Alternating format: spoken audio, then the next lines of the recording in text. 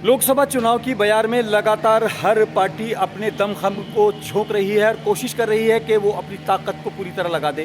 पहले फेज़ का मतदान हो चुका है, दूसरे फेज़ में 26 तारीख में पोल होना है, 24 तारीख में इलेक्शन कैंपेन बंद हो जाएगा। लेकिन सभी दल लगातार फोकस कर रहे हैं अपने मतदाता को रिझाने के लिए। अमरोहा में हम मौजूद हैं, यहाँ पर हम रैली स्थल पर मौजूद हैं। यहाँ पर बहन जी आ रही हैं, बहन कुमारी मायावती कल यहाँ पर आएंगी और उस तैयारियों को लेकर हमारे साथ बीएसपी के कोऑर्डिनेटर जनाब रणविजय सिंह जी मौजूद हैं। उनका स्वागत करते हुए मैं पूछना चाहूँगा क्या तैयारियां हैं और आप इस कैपेसिटी को ख़ास तौर से इस बड़े मैदान को, क्योंकि अभी तक जो भी रैलियाँ हुई हैं उनका कैपेसिटी अलग हो रही है, आपकी अलग है, क्या तैयारियाँ हैं, क्या मैसेज आप दे रहे हैं? कल 21 अप्रैल 2024 को बहुजन समाज पार्टी की राष्ट्रीय अध्यक्ष और इस उत्तर प्रदेश की 4 बार रही मुख्यमंत्री आदरणीय बहन कुमारी मायावती जी कल सुबह 11 बजे एक चुनावी जनसभा को यहाँ संबोधित करेंगी और उनको सुनने के लिए लोकसभा अमरोहा की बहुजन समाज पार्टी के समर्थक कार्यकर्ता और उनको सुनने के लिए बहुत उत्साहित है और बड़ी संख्या में यहाँ लोग माननीय बहन जी को सुनने के लिए पहुँचेंगे। रणवीर जी, अगर बात करें बहन जी की बात करें तो दलित समाज खास तौर से वो एक तरह से उनकी धड़कन है बहन जी, और कल वो यहाँ आ रही हैं। तो अमरोहा को अगर बात करें, कल का दिन जो है 21 तारीख का दिन अमरोहा के लिए एक ऐतिहासिक हो सकता है, ख़ास तौर से उन लोगों के लिए जो कहते हैं कि बहुजन समाज हैं, दबे हुए हैं, कुचले हुए हैं, जिनके बारे में ये कहा जाता था अभी हाल में कुछ दिनों पहले तक कि उनके अधिकारों का हनन होता था। आज वो आंख से आंख मिलाकर अपने अधिकारों की रक्षा करने की एक तरह से हिम्मत जुटा पा रहे हैं, जिसका श्रेय माननीय काशीराम जी के अलावा अगर बात करें बाबा साहब भीमराव अंबेडकर और उनके संविधान के अलावा आज अगर बात करें बहन जी, उसका एक बहुत बड़ा सर्टिफिकेट है। कल वो यहाँ मौजूद हैं। आपको क्या लगता है समाज में उत्साह का लेवल क्या है?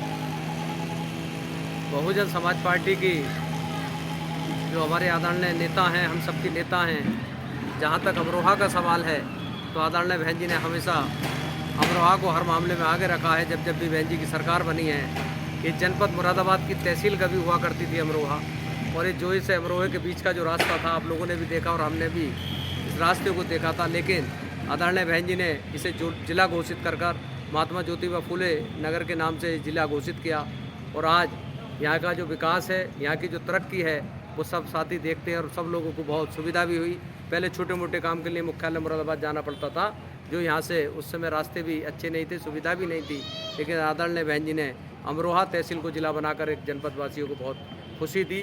और बहुजन समाज पार्टी की हमारे आदरणीय नेता बहन जी ने जब भी अन्य क्षेत्र में भी देखेंगे आप, चाहे शिक्षा का क्षेत्र हो, चाहे विकास की बात हो, चाहे अच्छे बिजली पानी की व्यवस्था हो, हर तरह की सुविधाएं अमरोहा वासियों को देने का आदरणीय बहन जी ने काम किया है। इसलिए बहुत ही उत्साहित हैं कि आदरणीय बहन जी कल चुनावी जनसभा को संबोधित करेंगी और बड़े संख्या में यहाँ हुजूम होगा और बहन जी को सुनने वाले लोग बहुत बड़ी संख्या में पहुँचने की हमें उम्मीद है। रणविजय जी, एक आखिरी सवाल। बीजेपी का अपना दावा है, अपना आंकड़ा है, कांग्रेस का बल्कि बात करें इंडिया अलायंस का एक अलग आंकड़ा है, अलग दावा है। वो कहते हैं कि उनके पास अलग तरह की चीज़ें। आपके पास क्या आंकड़ा है, क्या मैथमेटिक्स है? ख़ास तौर से मेरा सवाल यही है, आप इतने कॉन्फिडेंट नज़र आते हैं क्यों? देखिए, जहाँ तक आंकड़े का और हार जीत का सवाल है तो यहाँ से पहले भी बहुजन समाज पार्टी के सांसद चुने हैं।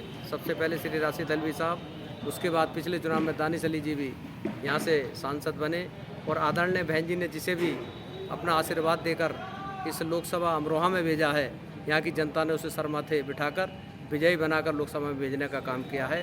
और समीकरण की बात है, दलित, मुस्लिम और पिछड़ा के साथ साथ जो अपर कास्ट के न्याय पसंद लोग हैं, जो बहन जी को मानते हैं और जानते हैं, वो सब साथी बहुजन समाज पार्टी के कैंडिडेट को भारी मतों से विजयी बनाने का काम करेंगे। आपने जो बात की है, मेरा सवाल हालांकि आखिरी हो चुका है, लेकिन आपने एक नई बात करी समीकरण की, मुस्लिम और दलित। आपको क्या लगता है कुछ लोग जो नाराज हैं, पिछड़ा और अपर कास्ट के भी बहुत लोग ऐसे हैं जो बहुजन समाज पार्टी के साथ हैं, समर्थक हैं, और वो भी बड़ी संख्या में वोट करेंगे। यानी आपको लगता है कि आप ज़्यादा लोगों को अट्रैक्ट कर रहे हैं? बहरहाल ये दावे हैं और ये सच्चाई में बदलने के लिए 26 तारीख अभी आनी है। आपको उंगली के बटन से जो फैसला सुनाना है वो सुनाया जाएगा, लेकिन मुकाबला सख्त है।